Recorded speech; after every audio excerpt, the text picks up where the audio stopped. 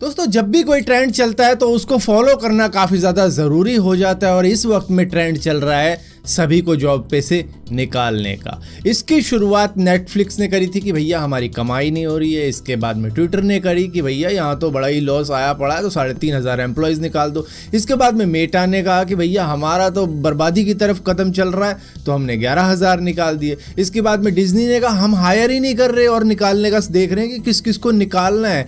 अब अमेजोन ने भी कह दिया है कि इस हफ्ते हम 10,000 एम्प्लॉयज़ को निकाल रहे हैं क्योंकि हमारा भी कोई बहुत ही अच्छी किस्मत नहीं चल रही है। कहाँ तो हमारा मालिक नंबर 1 पे होता था अमीर आदमियों की लिस्ट के अंदर, कहाँ चौथे नंबर पर आ गया, तो हमारी भी हालत पतली है। तो हम भी अब निकालने वाले हैं 10,000 एम्प्लॉयज़ को इस हफ्ते, क्योंकि भैया हम जब कह रहे थे कि हमारे पास एम्प्लॉयज़ की शॉर्टेज है, हमने लगा रखी थी कि भैया आ जाओ कोई काम कर लो, इधर कोई काम करने को राजी नहीं था, लेबर क्राइसिस चल रही थी। अब हमने जब अपने रोबोटिक आर्म्स तैयार कर लिए, पूरी की पूरी एक रोबोटिक कंपनी ही खरीद डाली थी हमने सिर्फ इसी दिन को देखने के लिए।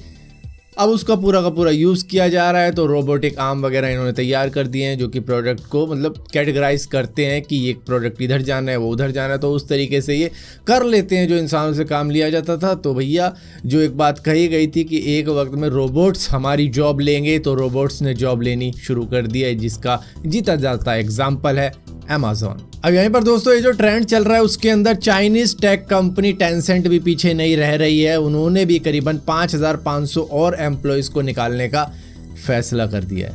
दोस्तों यूनिवर्सिटी ऑफ कैम्ब्रिज के रिसर्चर्स ने एक ऐसा मटेरियल तैयार कर दिया है इस धरती के ऊपर जो कि इस धरती पर कभी पाया ही नहीं जाता था। आप कहोगे धरती पर नहीं पाया जाता था और धरती पर ही बना दिया, वो कैसे? दरअसल ये कुछ एस्टेरॉइड्स पे पाया जाता था जिसको टेट्राटोनाइट कहते हैं, और मेनली जो कंपाउंड इसके अंदर होते थे वो निकल और आयरन होता था और बाकी फास्फोरस भी होता था। तो इन्होंने इन तीनों का ही मिक्सचर बना डाला और उसके बाद में इनको मिल गया सिंथेटिक टेट्राटोनाइट। ये दरअसल जिन एस्टेरॉइड पे मिलता था उनके जो आयरन और निकल थे वो मिलियंस ऑफ सालों से मतलब ऐसे ही ठंडे पड़े हुए थे और इतने ज़्यादा फ्रीजिंग टेम्परेचर में रहते थे कि जिसकी वजह से वहाँ पर टेट्राटोनाइट होता था। लेकिन इन्होंने इसको धरती पर ही बना दिया फास्फोरस मिलाने के बाद में।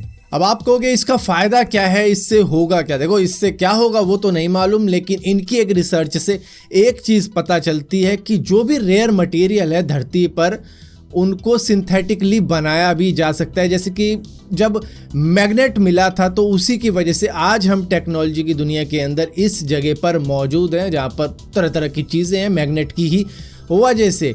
अब यहाँ पर कई सारी चीज़ों को चाइना कंट्रोल करता है कि ये हमारे रीजन के अंदर है तो ये हमारा है, लेना है तो तुम्हें हमसे ही मिलेगा। तो पूरी तरीके से चाइना के ऊपर डिपेंडेंट रहना पड़ जाता है कुछ मटेरियल के लिए। लेकिन अगर उनके ऊपर डिपेंडेंट नहीं रहना है तो इसी तरीके से सिंथेटिकली कई सारी चीज़ों को मैन्युफैक्चर किया जा सकता है जिससे कि किसी भी देश, चाइना क्या किसी भी देश के ऊपर डिपेंडेंट नहीं रहना पड़ेगा किसी दूसरे देश को। दोस्तों एप्पल के को फाउंडर स्टीव जॉब्स की हर एक आइटम आज के वक्त में अगर ऑक्शन में लगा दी जाए तो भैया बहुत ज़्यादा महंगी बिकती है।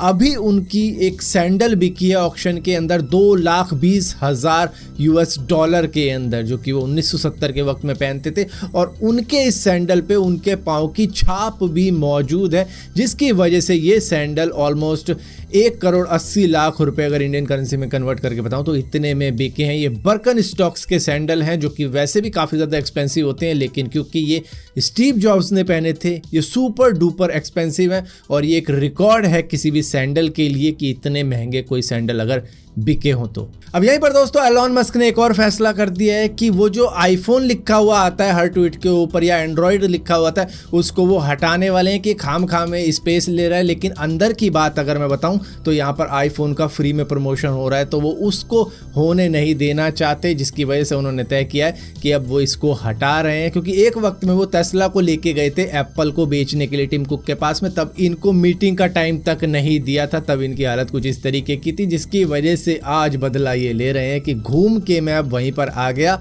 अब मैं आईफोन को ट्विटर पे से हटा रहा हूँ। जो फ्री की एडवर्टाइजमेंट मिलती रहती है कि भैया ये ट्वीट आईफोन से किया गया, ये एंड्रॉयड को तो खैर कोई लेता ही नहीं सीरियसली, लेकिन हाँ आईफोन से हो जाए तो फिर बात ही अलग हो जाती है। और इसी के साथ साथ स्पेस एक्स ने भी कुछ एडवर्टाइजमेंट परचेज करी है ट्विटर के ऊपर। हालांकि दोनों ही एक बंदे की ही कंपनी है लेकिन परचेज तो करना पड़ता है भाई, उस कंपनी ने इस कंपनी से कुछ खरीदा तो वो तो जाएगा ना एंट्री में। इस वजह से दोस्तों हमने कभी सुना था कि स्पेस में भी एडवर्टाइजमेंट की जाएगी, बिलबोर्ड वगैरह लगाया जाएगा वहां पे, जो कि धरती से देखा जा सकता है जिस तरीके से हम चांद देख लेते हैं। लेकिन ये तो खैर एक सपना ही है। लेकिन न्यूयॉर्क ने पहली बार 500 ड्रोन का एक शो देखा है जो कि न्यूयॉर्क सिटी के ऊपर ही चलाया गया था, जो कि 10 मिनट तक चला था। और ये है असली एडवर्टाइजमेंट, या फिर आने वाले वक्त में जो अमीर लोग होंगे, किसी को प्रपोज करना होगा तो वो यही करेंगे, जैसे पूरे स्टेडियम में कर देते हैं ना आजकल, अब ये भी शुरू हो जाएगा। दोस्तों हम सभी को मालूम है जब भी दौड़ लगाई जाती है तो सांस चढ़ने लग जाती है और सांस उखड़ती भी है कई लोगों की जब वो लंबी रेस करते हैं। तो यहाँ पर चाइना के अंदर 42 किलोमीटर की एक अल्ट्रा मैराथन हुई थी, जिसके अंदर 50 साल की एज के अंकल चैन ने भी पार्टिसिपेट किया था, जो कि कुछ इस तरीके के दिखते हैं। जी हाँ, ये सिगरेट पी के भाग रहे थे। इन्होंने 3 घंटे 28 मिनट के अंदर ये पूरी की पूरी रेस कंप्लीट करी थी, वो भी सिगरेट के सुट्टे मारते हुए। मतलब हमको तो सांस नहीं आती, ये बंदा कश भी ले रहा था और दौड़ भी लगा रहा था और कंप्लीट कर दी पूरी रेस।